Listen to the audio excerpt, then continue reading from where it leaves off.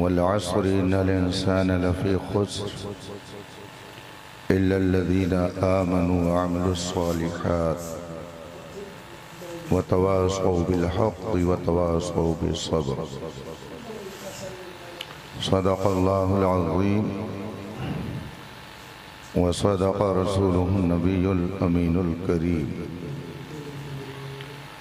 ونحن على ذلك لمن الشاهدين والشاكرين والحمد لله رب العالمين.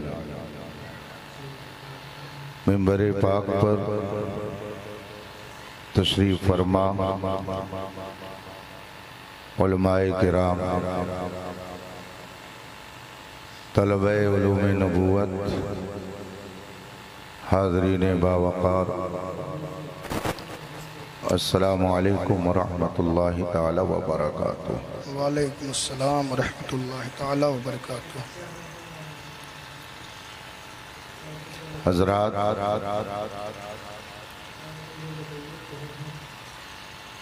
آج کا یہ پروگرام جس میں ہم اور آپ شرکت کی سعادت حاصل کیے ہوئے ہیں، اس آبادی کے خوش عقیدہ مسلمانوں نے اصلاح معاشرہ کانفرنس کے عنوان سے منعقد کیا ہے۔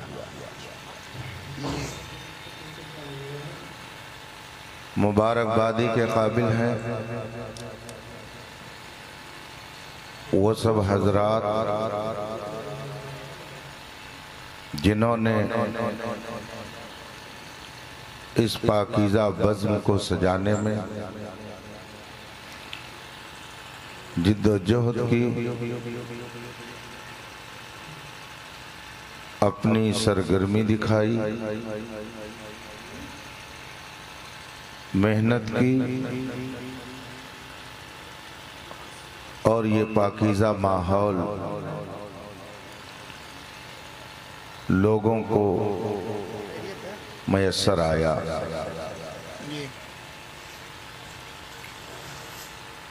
خاص کر عزیزم مولانا احسن امجدی سلمہ نے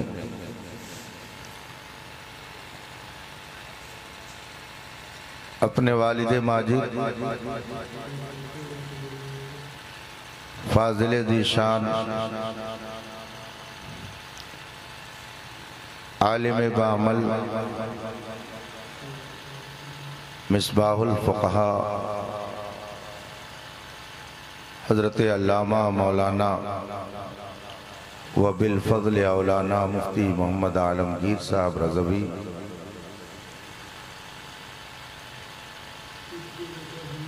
نائب مفتی صوبہ راجستھان کے توسط سے بار بار اس بزم میں شرکت کی گزارش کی،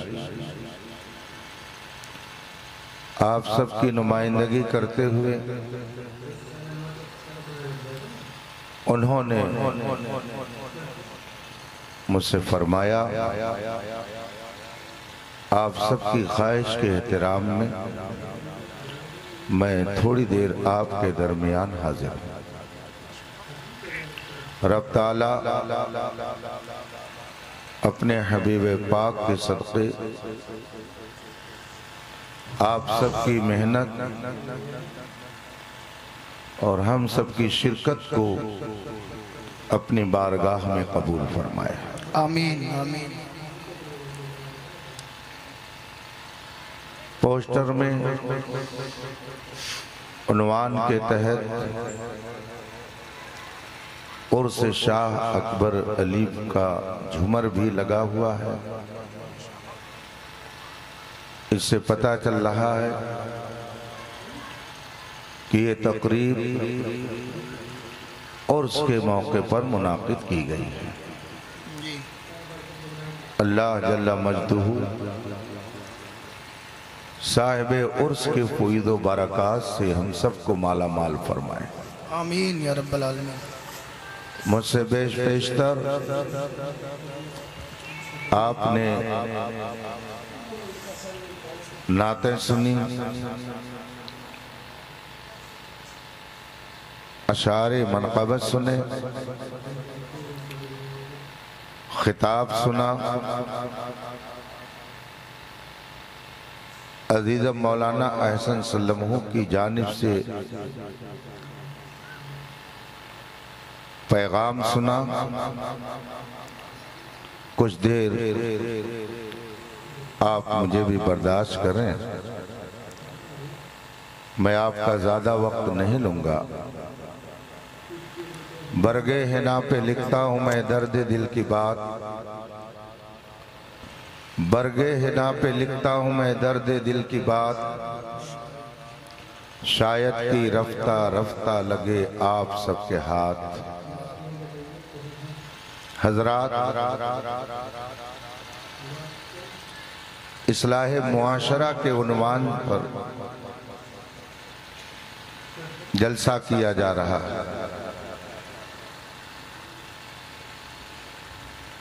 معاشرہ سماج کو کہا جاتا ہے، جہاں مختلف طبیعت اور مزاج اور خیالات کے لوگ مل جل کر زندگی بسر کرتے ہیں۔ اسی کو سوسائٹی کہتے ہیں، اسی کو سماج کہتے ہیں، اسی کو معاشرہ کہتے ہیں۔ اصلاح کا معنی ہوتا ہے کہ جو بگاڑ پیدا ہو گیا ہے، آپس میں جو خرابی رونما ہو گئی ہے، اس کو دور کرنے کا کام کیا جائے۔ یہ ہے اصلاح معاشرہ۔ جیسا کہ عزیز مولانا محمد ہارون علیمی صاحب نے آپ کو بتایا کہ میں ہندوستان بھر کا دورہ کرتا رہتا ہوں، اسے میں ان کو جوڑ دینا چاہیے کہ پڑھاتا بھی رہتا ہوں، صرف دورہ ہی نہیں کرتا ہوں۔ جس خطے میں جانا ہوتا ہے، جلسے کے اراکین، اس کے ذمہ دار حضرات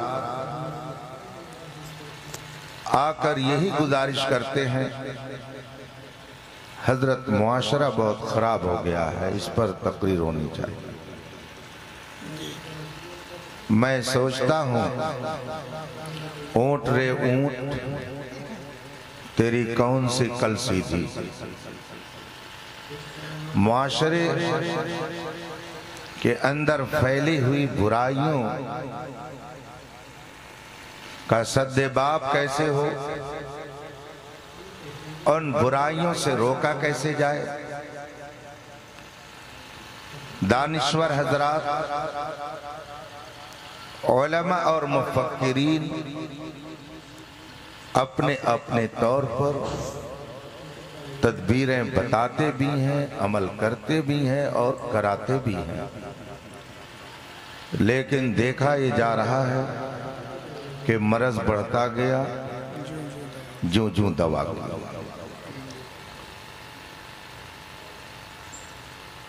12 ربیع الاول شریف کی مقدس تاریخ ابھی گزری،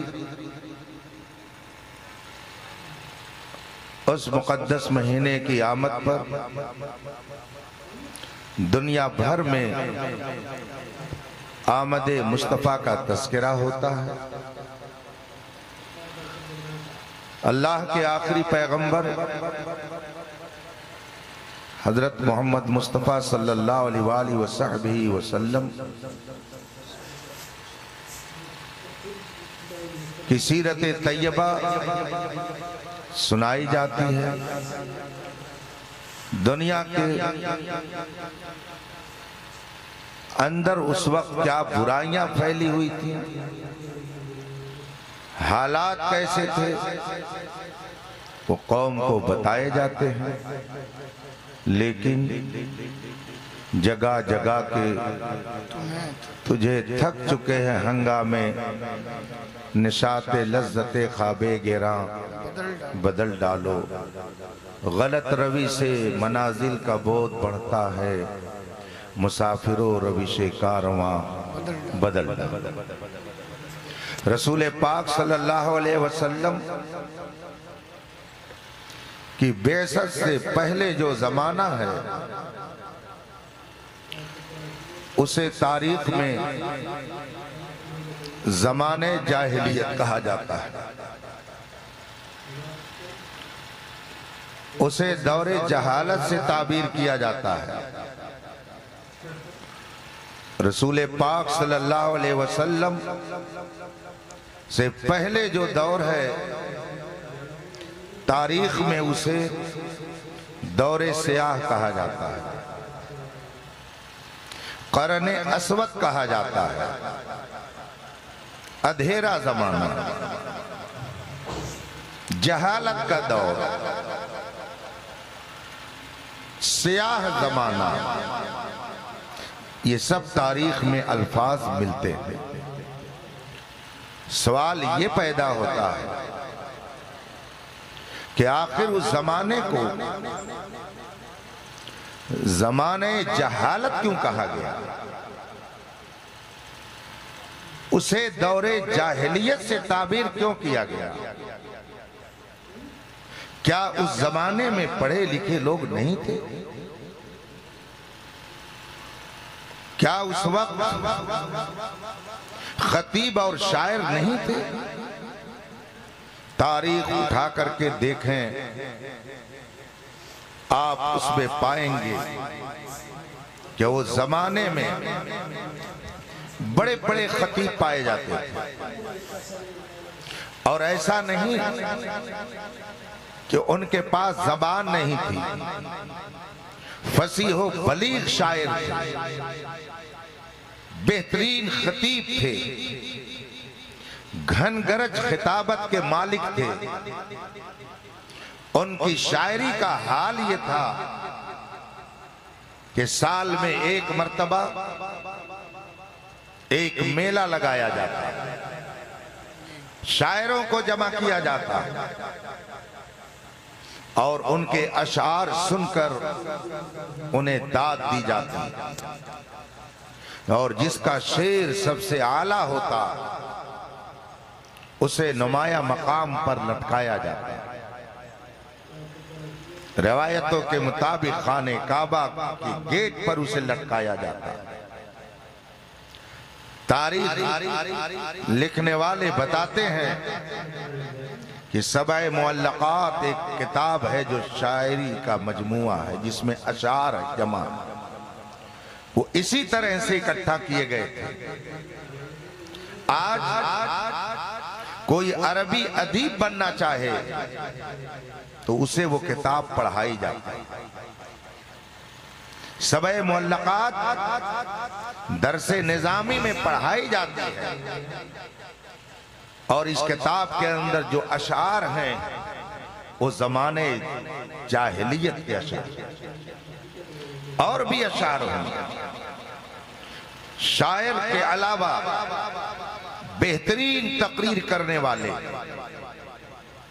بڑے بڑے خطبہ، فصحاء اور بلغاء سب پائے جاتے ہیں۔ پھر بھی کہا جاتا ہے کہ وہ دور جاہلیت تھا، وہ زمانے جہالت تھا۔ اگر وہ لکھنا نہیں جانتے تھے تو یہ سارے اشعار کون آپ کو لا کے دے گیا؟ اگر ان کے اندر لکھنے کا شعور نہیں تھا تو آخر یہ زمانے جاہلیت کی تقریریں کتابوں میں کیسے موجود ہیں؟ اگر اس زمانے میں انجینئر نہیں تھے، تو آج سے زیادہ خوبصورت نقش و نگار کے بنے ہوئے مکان اس زمانے میں کیسے پائے جاتے؟ اگر بڑے بڑے حکیم اور ڈاکٹر نہیں تھے تو آخر کوڑھیوں کو علاج کر کے ٹھیک کرنے والے کہاں پائے جاتے؟ یہ سب موجود تھے، مگر پھر بھی کہا جاتا ہے کہ وہ زمانے جہالت، اسے قرن اسود کہا جاتا ہے، وہ سیاہ دور کہا جاتا ہے، تاریخ زمانہ کہا جاتا ہے۔ اس سے سمجھ لینا چاہیے علم آدمی کتنا ہی حاصل کر لے، انجینئر کتنا بڑا ہو جائے، ڈاکٹر کتنا بڑا ہو جائے، عالم کتنا بڑا ہو جائے، لیکن جب تک کہ وہ رسول پاک کا وفادار نہیں ہوگا، رسول پاک کا فرما بردار نہیں ہوگا، جب تک رسول پاک کا وفا شعار نہیں ہوگا، جب تک کہ وہ برائیوں سے نفرت کرتے کرتے اپنے دل میں اس منزل پر اپنے آپ کو نہ پاتا ہوگا کہ برائیاں دیکھ کر کے کان سننے کے لیے تیار نہ ہو، آنکھ دیکھنے کے لیے تیار نہ ہو، جب تک یہ منزل نہیں آئے گی آپ چاہیں کہ اصلاح ہو جائے معاشرے کی، نہیں ہو سکتا۔ کہ محمد سے وفا تو نے تو ہم تیرے ہیں، یہ جہاں چیز ہے کیا لوح قلم تیرے ہیں۔ ہم یہ دیکھتے ہیں عرب کے لوگ پڑھے لکھے بھی تھے، ڈاکٹر بھی تھے، انجینئر بھی تھے۔ اگر انجینئر نہیں تھے تو بتائیے یہ مہندس کا لفظ عربی لغت میں آیا کہاں سے؟ اگر ڈاکٹر نہیں تھے تو طبیب کا لفظ آیا کہاں سے؟ اگر دانشور نہیں تھے تو مفکر کا لفظ آیا کہاں سے؟ یہ سارے الفاظ یہ بتاتے ہیں کہ اس وقت بھی بڑے بڑے پڑھے لکھے لوگ موجود تھے، مگر بات یہ ہے کہ وہ اپنے آپ کو پڑھا لکھا سمجھنے کے باوجود انسانیت کی دہلیز پر لا کر کھڑا کرنے کے قائل نہیں تھے۔ وہ انجینئر تو تھے، ڈاکٹر تو تھے، خطیب تو تھے، شاعر تو تھے، مگر ان کے عقیدے میں فتور، ان کے عمل میں فتور، ان کے کلچر اور ان کی تہذیب میں فتور، پورا ڈھانچہ چرمرا چکا تھا۔ برائیاں جنم لیتے لیتے گویا برائیاں ہی پورے معاشرے میں پھیلی ہوئی تھیں۔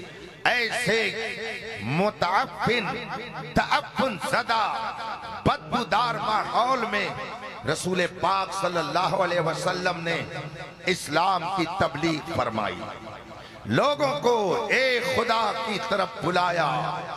ان کے عقیدے میں بھی بگاڑ تھا، اگرچہ وہ عقیدہ رکھتے تھے مگر عقیدہ فاسد تھا، اگرچہ وہ اعمال کرتے تھے مگر ان کے اعمال میں بگاڑ تھا، ان کی اپنی تہذیب تھی مگر تہذیب بگڑی ہوئی تھی۔ میں نے 3 لفظ استعمال کیا، عقیدہ، عمل اور تہذیب، یہ 3 الگ الگ چیزیں ہیں۔ عرب کے لوگ عقیدہ رکھتے تھے مگر ان کا عقیدہ یہ تھا کہ خدا ہے، ساتھ ہی اس کی بیٹیاں بھی ہیں۔ خدا ہے مگر اس نے حضرت عزیر کو اپنا بیٹا بنا دیا۔ خدا ہے مگر فرشتے اس کی بیٹیاں ہیں۔ خدا ہے مگر حضرت مریم خدا کی بیوی بھی ہیں اور خدا بھی ہیں۔ حضرت عیسیٰ خدا بھی ہیں، خدا کے بیٹے بھی ہیں۔ یہ ان کا عقیدہ تھا۔ وہ مانتے تھے کہ خدا ہے، وہ یہ کہتے تھے زمین خدا نے بنائی، آسمان خدا نے بنایا۔ ان کا عقیدہ تھا کہ کائنات بنانے والا خدا ہے۔ یہ قرآن نے خود ذکر کیا ہے۔